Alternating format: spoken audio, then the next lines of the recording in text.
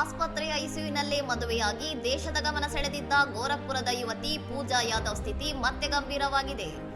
LLB ಅಂತಿಮ ವರ್ಷದ ವಿದ್ಯಾರ್ಥಿನಿಯಾದ ಪೂಜಾ ಪರೀಕ್ಷೆ ಮುಗಿಸಿ ಸಹೋದರನೊಂದಿಗೆ ಬೈಕ್ನಲ್ಲಿ ಮನೆಗೆ ಮರಳುವಾಗ ತಲೆ ತಿರುಗುವಿಕೆ ಉಂಟಾಗಿ ಕೆಳಗೆ ಬಿದ್ದು ತಲೆಗೆ ಗಂಭೀರ ಗಾಯ ಮಾಡಿಕೊಂಡಿದ್ದರು.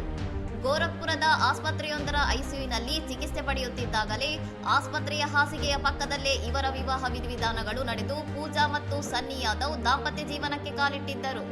ಗುರುವಾರ ತಡರಾತ್ರಿ ಪೂಜಾಳ ಮೆದುಳಿನಲ್ಲಿ ಊತ ಕಾಣಿಸಿಕೊಂಡು ಪ್ರಜ್ಞಾಹೀನ ಸ್ಥಿತಿಗೆ ತಲುಪಿದ ಕಾರಣ ವೈದ್ಯರ ಸೂಚನೆ ಮೇರೆಗೆ ಲಕ್ನೋದ ಖಾಸಗಿ ಆಸ್ಪತ್ರೆಗೆ ದಾಖಲಿಸಲಾಗಿದೆ. ಪೂಜಾ ಪ್ರಸ್ತುತ ಲಕ್ನೋದ ಐಸಿಯುನಲ್ಲಿದ್ದು ವೈದ್ಯರ ತಂಡ ಅವರ ಆರೋಗ್ಯ ಸ್ಥಿತಿಯನ್ನು ಸೂಕ್ಷ್ಮವಾಗಿ ಗಮನಿಸುತ್ತಿದೆ. ಆದರೆ ಅವರು ಇನ್ನೂ ಮಾತನಾಡಲು ಸಾಧ್ಯವಾಗುತ್ತಿಲ್ಲ ಎಂದು ವೈದ್ಯರು ತಿಳಿಸಿದ್ದಾರೆ.